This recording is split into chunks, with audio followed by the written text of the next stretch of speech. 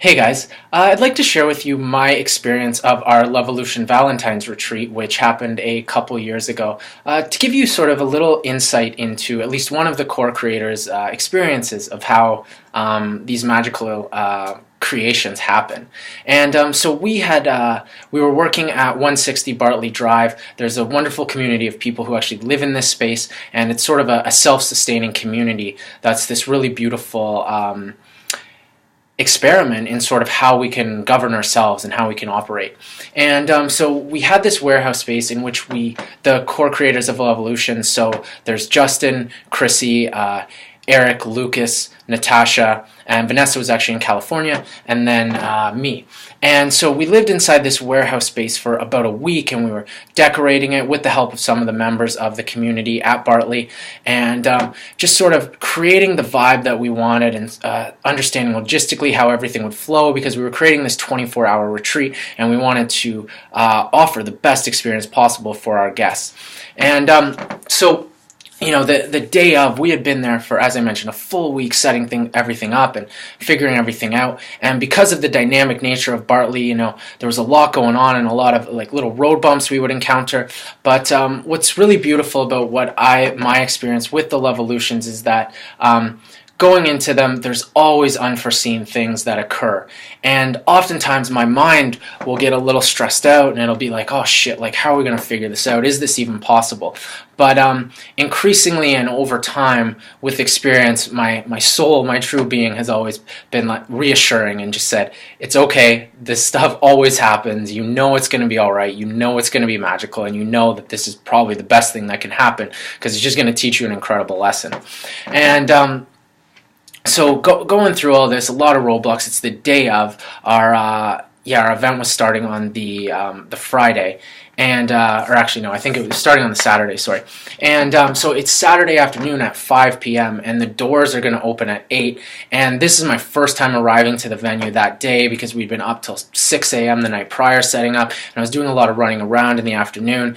And I get there, and Justin, he's not there yet because he's been doing a lot of musical organization and preparing for the night. And when I arrive, like we don't even have our sound system set up because there were literally that many things to take care of that it took us a full week to get everything up to speed.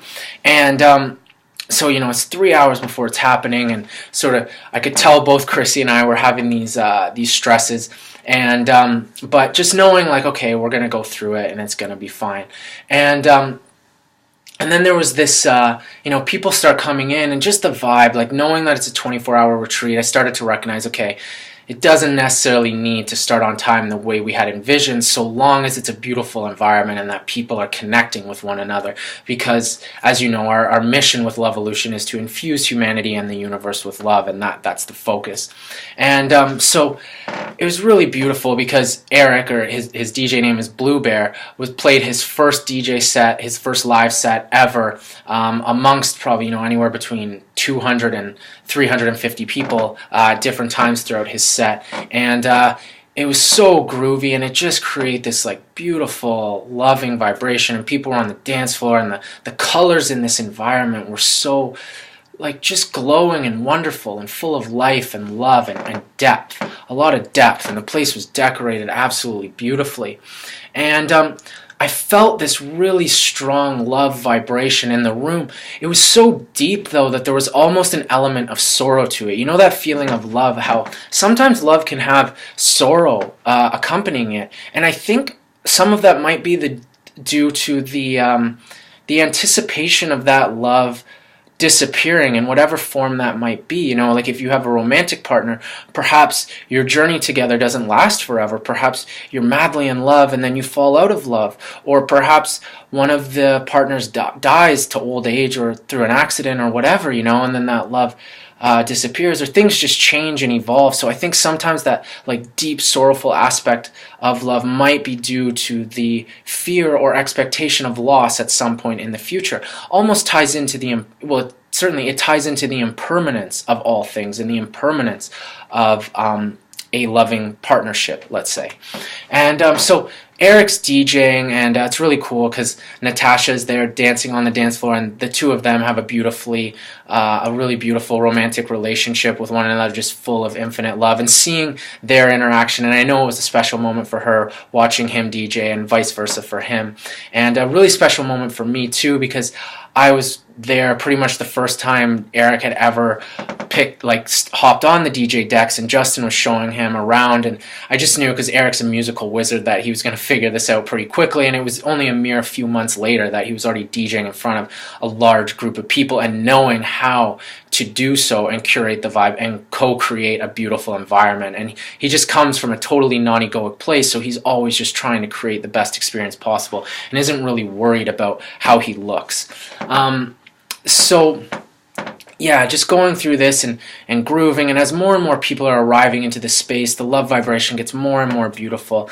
And it started coming. Eric played for probably 2.5 hours, and then I go behind the DJ booth, and we sort of, all of the core creators of us, we assemble behind the DJ booth, and we're just standing there looking at this sea of beautiful smiling faces, and the room just looks absolutely gorgeous. And then off the side of that room is this place called Canopy Land, where it looked like an Arabian sultan's tent of magic and bliss and wonder, where there were pillows and and blankets and mattresses and just beautiful areas to sleep on and cuddle and lie and just chill out. And then we had another room, which was the theater room, which was strictly for just meditation and chilling, and there was music playing in that, and some really cool art installations that had to do with energetic and the pyramids and stuff. And I actually didn't have the opportunity to fully check them out because there was just so much happening, but I heard they were really special. And then off to the other side of the dance floor, there was what we called this wood cabin, where there's a wood fireplace, and there was Reiki and massage and card readings going on there, and just a really loving vibration. And so as the seven of us are standing behind the DJ booth and Eric's DJing, we're all in a hug with one another, and it was this really beautiful experience looking at this sea of wonderful people.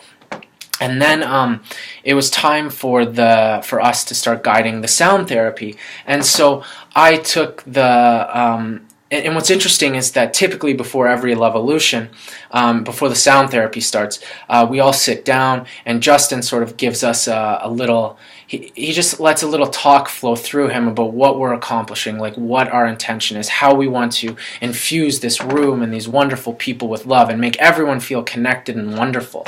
But this time, he just looked at all of us and he said, I don't think there's really anything that needs to be said. Let's just be Lovelution. This is who we are. And so I grabbed the microphone and welcomed everyone into the space and thanked everyone, and then just guided them into a seated or lying down position, and then started focusing on the breathing, where I breathe into the microphone and breathe out. And this was my first time feeling as though I was in a way part of the sound therapy, because typically I just introduce it and then pass the mic on, and then Eric, Lucas, Natasha, and Vanessa then take it from there. But in this moment it was cool because I was breathing into the microphone and creating this surround sound of breath, while after a while then Lucas, who was perched up on top about 10 feet in the air on this platform surrounded by purple lights beaming onto him with crystal bowls and a microphone, just looked like he was in some other heavenly dimension. And then he starts playing the bowls as I'm still doing the breathing, and then Eric and Natasha are behind me, and then after a while I set the microphone down. I know people are in the right place, they're in a comfortable environment, and I sit down and then I lie down on the floor. And it was our intention to have the longest sound therapy ever, because we'd received a lot of requests for that. People really enjoy it. I do as well. And with a 24-hour celebration as opposed to our shorter ones, which have been around anywhere from 7 to 12 hours, it gave us that liberty. And so I'm lying there on the floor in this meditative pose, and the bowls are playing, the crystal bowls, and feeling my chakras really opening up and aligning, and then Eric's voice comes in and Natasha's voice comes in, and the two of them are feeding off one another. But as happens in all the sound therapy, they say that what comes through them is not of their own creation, but rather they're channeling it. And so the two of them are going back and forth, and I felt as though I really got to experience on a soul level the love they feel for one another. And what was really powerful is that the illusion of separation just dissolved in me seeing them as two separate entities. I perceived this unification and their voices just essentially being a masculine and a feminine mirror of one another. And just feeling the depth of the love and that they share for one another, being so unconditional and boundless and infinite. And then Lucas's voice coming in from that high up perch above and coming in like in this very playful manner, and feeling and understanding his brotherly connection with Eric, because he's Eric's brother, and his friendly relationship with Natasha, and then feeling the triangle of all of them, their different relationships with one another, and recognizing that these three have been together forever, or at least the energy that's flowing through them is of a cosmic source and is not separate. It's this unification. And as I mentioned, the love vibration that was in the space to start was this deep, and like that sorrowful element was there. And again, that was in the expression of Natasha, Eric's, and Lucas's singing and what was coming out of their mouths, and the bowls are playing as well. And what was really cool is that there was a lot of ebb and flow with this sound therapy, and certain times it'd be quiet and they would just let things go quiet, and you could tell people were reflecting or wherever they were in their multidimensional journey. I was certainly exploring all sorts of places. And then it was as though Natasha and Eric's voices were sort of searching for one another in this cosmic space, and then it seemed as though they found each other, and it became this like ecstatic, joyful singing, and less deep and less sorrowful, but just like a celebration of we found each other and here we can go. And it was like, to me, it was like, just like pure joy and tribal and ecstasy. And I felt like I was on the plains of Africa, and so many other people said that too, that it felt like we were this like indigenous tribe just in electric ecstasy. And Lucas' voice coming in and playing with them and just going crazy, and like everybody's feeling uplifted, and it's truly ecstatic. And I just feel it healing, like not just me and my body and my soul, but the entire fucking universe. And it felt so good. And at this point, I felt the entire pressure that I've ever placed on myself, that has ever existed anywhere, I felt it dissipate. This true understanding that I am enough, that we are all enough, that we've done it, we've created all of this beautiful bliss, and we can celebrate in it. And just anything that has been like stressful or whatever, it just dissolved. And I could feel that in the whole room, in the whole universe, like a balloon deflating and just letting the air go out.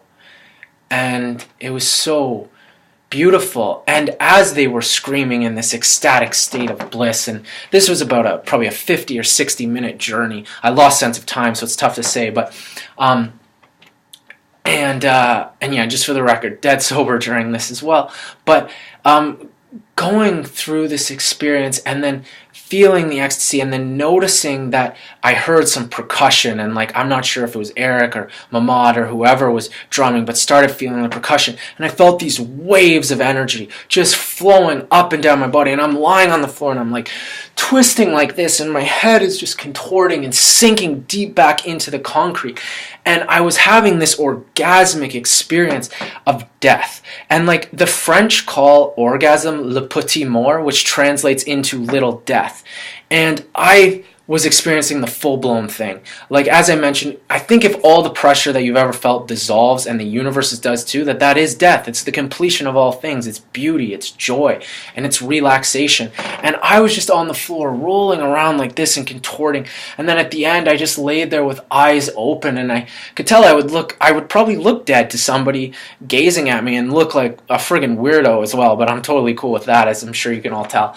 And I'm just lying there, and I only realized it after the fact, but I had probably been lying there for about 15 minutes longer than everybody else had stood up on the dance floor, and Justin was now playing, and the drumming was going on, and Justin was building the vibe and playing the magical music that he always does. He just creates he's incredible. And but so as I'm lying there on the floor, still feeling like in this ecstatic, orgasmic state of death, Natasha comes and places her hand on my heart, and I just feel it sort of grounding me and bringing me back to this human life. And then I sort of just place my hand on her face, and it's just like this beautiful, loving experience that we share as friends. And then Jim, one of the guys who helped create so many of the beautiful art installations inside of the Bartley warehouse, and was just like a true joy and inspiration to be around. He then came down and sat, and he just stared at me from above and just stared at me with his eyes and with a big smile on his face, and I just smiled back up at him. And then he pressed his thumbs onto my third eye and just laid there. And then Lucas came over and stood above me and sort of grabbed onto my ankles and my feet and just started massaging them. And just all three of these beautiful people, beautiful souls, sort of grounding me and helping me integrate the experience back into my life as a human being and as Michael Sanders. And after about 15 minutes of being in this loving, blissful state, I stood up and I see one of our best friends, Thomas Carden, who DJ'd later on in the night, and he just gave me a hug, and he told me about his sound therapy experience. And it was this state of just no pressure, no concern for time or rushing anything. And he explained to me how this sound therapy did so much for him, and he had screwed up his ankle a couple years ago, and it's been bugging him ever since, and that during the sound therapy he just felt it heal. And he's tried all sorts of physical therapies, all sorts of other things, but he just felt it heal. And that was really beautiful. And then navigating onto the dance floor and just dancing a bit and feeling just no pressure at all. And seeing a good friend of ours, Elon, who also taught a bioenergetic telepathic workshop.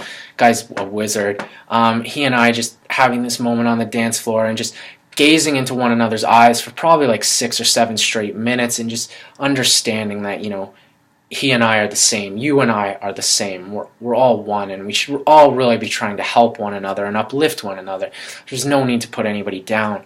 And and then seeing some other beautiful faces, beautiful friends on the dance floor and hugging them. These hugs lasting so long and being so wonderful. And then having the opportunity to find my girlfriend Megan on the dance floor and just hugging her and kissing her and sharing in that Valentine's love, because it was a really special experience. Lovelution. If there were ever a day for us to have a celebration, it's seemingly Valentine's Day. And I know a lot of people dismiss Valentine's Day as like this corporate day to celebrate love, and we should always be doing it. Totally cool. Like, yeah, we should always be celebrating love, but it's also cool to have a day where we really focus on it as well and make a special emphasis towards it.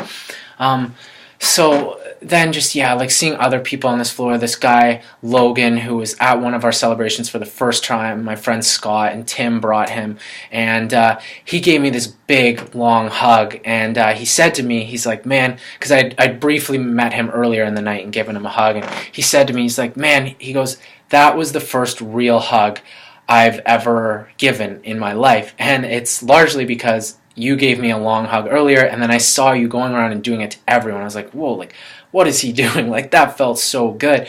And then Logan said to me, he's like, I assumed my first long hug would be with a woman, but it's all right, it's with you. And just, I think that's really cool, letting go of these limiting thoughts of, how long two men can embrace one another, and like people being insecure about their sexuality or whatever. It's totally cool if you define yourself as a heterosexual. You can still have like a loving embrace with another man, a hug, and it's just that. It's just a loving embrace. And so just really transcending any limiting beliefs that oftentimes society and culture has imposed upon us, and might not even necessarily be our true way of being, because I think we all resonate with love, and the more we connect with it, I think the better we all feel. And I mean, I certainly can't speak for everyone, but it's largely the experience of most people, the vast majority of people that I know and that I encounter and that I communicate with. And it was just a totally beautiful experience, seeing the look in everybody's eyes. Like, as always happens after the sound therapy, is that I look around and it's as though everybody has been part of this collective soulgasmic unifying experience, the recognition that we are all here together and there for one another. So it's really a beautiful communal experience. So then, And it's just totally a blessing and an honor to be in all of these magical beings' presence and to be one of the core creators of Lovelution, to be in this situation and recognizing, like, this is what we're here to do. Like, this is what we all love and what we're here to share. And it's really beautiful. And so, after that, the rest of the celebration was truly transcendent. I mean, we had, after Justin just played an incredible set. We only scheduled to play him until 2 a.m., but then he kept going until 3:45, and so happy he did, because he's a wizard and he's just playing the best music and everybody's loving it. And then Thomas comes on and plays a really deep and emotional and amazing set, as he typically does whenever I've heard him. He's just a beautiful musician. And then one of our awesome friends, Alberto Josue, comes, and then he DJs for a couple hours, and just like this really groovy, like amazing set. He's a magical magician as well. Our other friend Borzu comes, and he owns Cabal in Toronto, which was actually hosted the very first Lovelution. And we learned after a couple times hanging out with him that he's an amazing DJ, so we always want him to be playing at our parties as well. And he played this amazing sunrise set in the warehouse, and followed by a yoga that was guided by our friend Carmelinda, and just such a beautiful experience. And then I took a little nap in the woodlog cabin, and then throughout the night we had all these incredible therapists and practitioners with us doing like Thai massage by our friend Jeremy Wolkin, and then Jamie was giving massage, and Mandika and Maya were giving Reiki treatments, Yogi was giving card readings, Megan had her love potions and aphrodisiacs available, Kelly had all this beautiful visionary art, and Jessica had some really beautiful visionary art and jewelry as well. Like, our vendors really helped create this experience, and then so many of the people from the Bartley community who helped us out with the food and helped set up the place, and it was just so beautiful. And then on the Sunday we actually transitioned into a full day of workshops, ranging like so many cool workshops. And we had Ilana teaching tantric dance to a group of like 60 people probably, and then Tim and I taught a little over an hour-long handstand workshop and teaching people how to handstand and the protocol to do it, which was a really special experience for me and special for Tim because he's a brilliant movement teacher amongst other things. And then Mamad taught a tribal drumming class, which was amazing, like teaching people how to drum, because he's an absolute wizard when it comes to percussion. And then just a whole bunch of other beautiful really beautiful workshops, like Julian and Iffy teaching breath work and how to connect with your breath and use it to facilitate the best version of yourself, whether it's in business or relationships or just personal and explorative. And then Ryan taught his movement class, which is amazing because one of the things he expressed to me, and one of the things I've encountered, is sometimes people feel intimidated when they enter a room of people so expressively and ecstatically dancing, because that's the environment we try to create, where everyone feels included and welcome to express themselves however they want, and they don't feel judged. And that's largely the feedback we hear, is that there's no judgment on our dance floors, and I can behave however I want, and people are cool with that, and they're open to it, and I can dress however I want. And so Ryan, his class was intended to help people who might not be so comfortable with expressing themselves physically through dance. He was just teaching them some like basic fundamental and cool thought processes to go through so that you can have fun and be relaxed and just enjoy yourself on the dance floor, regardless of your dancing ability. Because I truly think everyone is an amazing dancer. It's just about letting go and recognizing that. And then Nick and Katie they took us through this beautiful hypnotherapy workshop about connecting with love. And I mean, during that, I just went off into a different multidimensional space. I think I was really tired, and their hypnotherapy is just so relaxing. And I felt this meditative sort of like upgrading that was happening to my soul. And then Elon, as I mentioned earlier, taught the bioenergetic and telepathic workshop, and teaching people how to understand pain and how to use it and grow from it and how to love it instead of necessarily running away from it. Because if you run away from your pain, you're oftentimes just suppressing it, and then it manifests into something larger, and maybe you're suppressing like an emotional trauma that occurred, or maybe you have an issue with your best friend and you're not sharing that with them, and then it builds and builds inside of you and becomes this heavy thing, and maybe it even manifests itself later on as a physical injury, perhaps in your foot or wherever else. But if you can just address the pain you're experiencing, love it, acknowledge it, deal with it, then you can overcome any of those later negative implications of it. So it was a really cool workshop that Elon put on. And then our friend Campbell taught a beautiful Qigong, beautiful meditative martial art to close it out.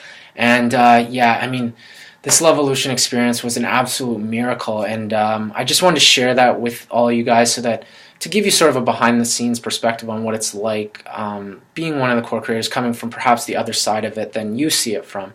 And we received so much feedback of people having just the most beautiful and magical experiences of their lives, and for that we're so honored and just so blessed to be doing all of this with all of you wonderful people. So thank you, and I'm really excited to see and hope to see you guys at the next ones.